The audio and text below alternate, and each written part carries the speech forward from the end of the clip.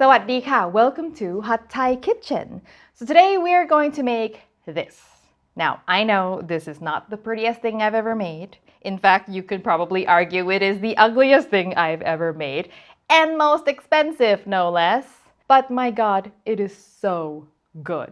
This is what we call ปูผัดผงกะหรี่ Now, I know the name is not doing it any favors. ปู means crab, pat means to stir fry, and ผงกะหรี่ means curry powder. So this, even though you can't tell what it is because it looks like just yellow mush, is actually a stir fry of crab meat with curry powder. It is one of the absolute most classic seafood dishes in Thailand, and if you're there, you should not miss it. Now, I actually wanted to share this recipe many years ago, but I gave up on the idea because I could not figure out how to make it look good. Now, I have changed my mind. I don't care anymore. This deserves a video regardless because it is truly a classic and so totally tasty.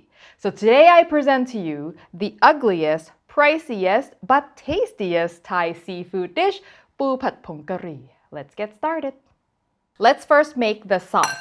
Start with some Thai chili paste or น้ำพริกเผา and then we're going to add some of the oil that is floating on top of the chili paste and then stir to loosen the paste. If you don't have enough of this oil, any kind of red chili oil will work. It's technically optional, but we're adding this for color. Without it, the color of the dish is going to be a little unappetizing, shall we say. For creaminess, we're going to add some evaporated milk, but just a splash at first, and then stir until the chili paste is no longer clumpy, and then add the rest. Coconut milk will also work if you want to go dairy-free. Then in go 3 large eggs, oyster sauce, fish sauce, and some white pepper. Beat that together until smooth, and yes, we are essentially making a savory custard. For the veggies, we're going to need some onion, garlic, and some celery leaves, plus some thinly sliced stalk, which I'm using as a substitute for Chinese celery. Let's talk the 2 stars of the show, the ปู and the ผงกะหรี่ Now, the original version of this dish actually uses whole crab chopped into chunks and then tossed in the stir fry in the shell.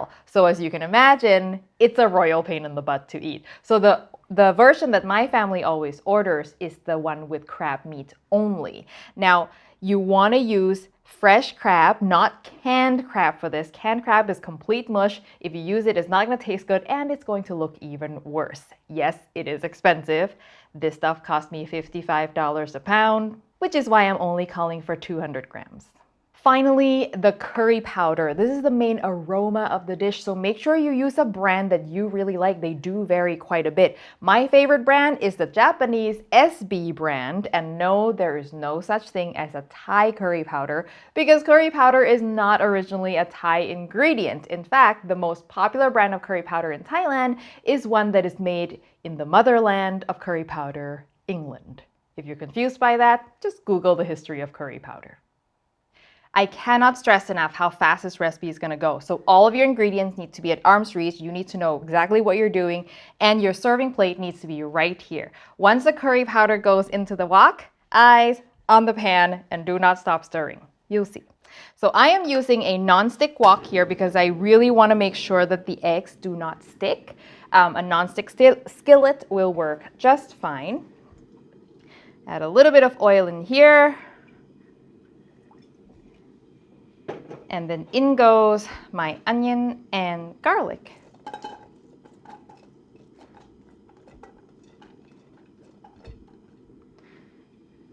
I'm going to keep this sort of on medium.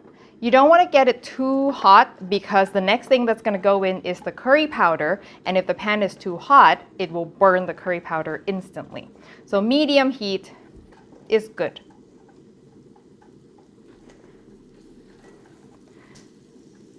Break up all the onion layers.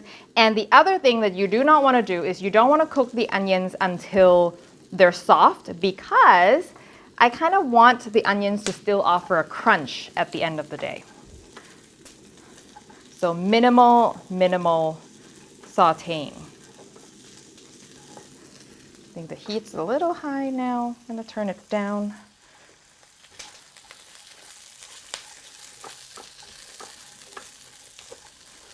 Okay. Now, remember what I said? Once the curry powder goes in, eyes on the pan. Curry powder is going to go in right now. You give that a quick toss just to infuse. And then the crab goes in. And you give that a quick toss just to heat up the crab. Be gentle because you don't want to break up the crab and make this any mushier than it is already going to be. And then the custard's going to go in.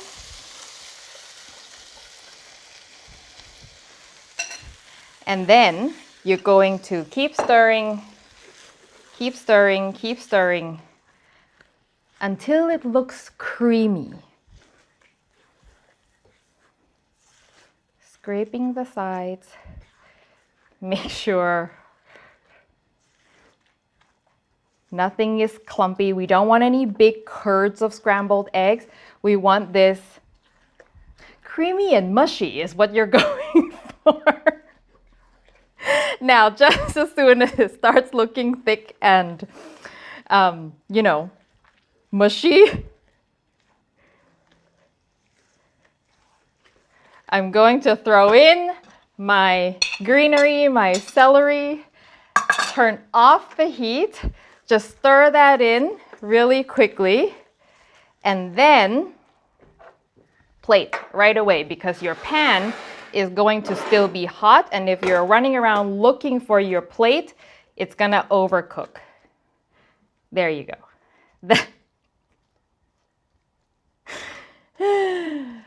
So this is the point where normally in my video, I'm gonna be like, wow, it looks so beautiful. But not sure that applies in this situation, but I promise you, the taste is going to be so worth it. And we're going to beautify it a little bit with some garnishes, okay? So we're gonna work on this. Garnishes have never been more important than right now. So I have thought hard about this, okay? So the first thing you need to do is you have any chunks of crab, you need to pull that out and put it on top so it looks less mushy and it looks like you spent more money on it. See, when a thing costs you like $30+ to make, you have to make it look better than this somehow. Where are all my chunks? Best I can do for now. We want some fresh celery leaves or celery sticks if you don't have any leaves. Just some greenery. Green onions will do just fine. Some red pepper. Red pepper always saves the day. The best thing that you can do is actually put some fresh white crab meat on it. So save a little bit. Just like literally 1 tablespoon, a teaspoon. And that does not look so bad, right? Like with some effort and some thinking, that actually is looking a little more appetizing. Okay, let's eat. And this is definitely something you want to serve with rice. If you remember from last time, I shared with you a recipe for prik nam pla, the best condiment in the world. This actually goes really well with this because prik nam pla is a little bit zingy and spicy, and this is quite rich. And I find that the two is just like, even if this is perfectly seasoned, just the zing of prik nam pla really helps it. Oh, it smells so good.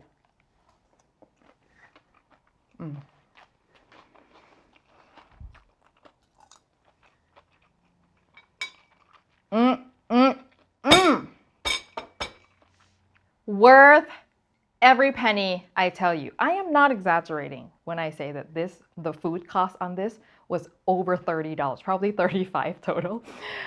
But it is so good and so worth it, and it's rich and flavorful. So this will easily share amongst 4 people. And you want something lighter to go with it. And it's so good. And I know it is not a looker, but as I showed you with enough garnishes, it really is presentable. And if you don't make it and you're in Thailand, get yourself to a seafood restaurant and order this. Like, this is a must order if you're in Thailand. And I know that I'm gonna see a lot of comments of how many people just absolutely love this dish because I've been getting so many requests of it over the years, and I'm so glad I finally made it. So I hope you give it a try. A special thanks to all of our Patreon members who help support the show. If you want to know what that's all about, how you can get direct access to me, check out the link in the description box below. And the recipe for this dish, as always, will be on hotthaikitchen.com. Thank you as always for watching, and I will see you next time. สวัสดีค่ะ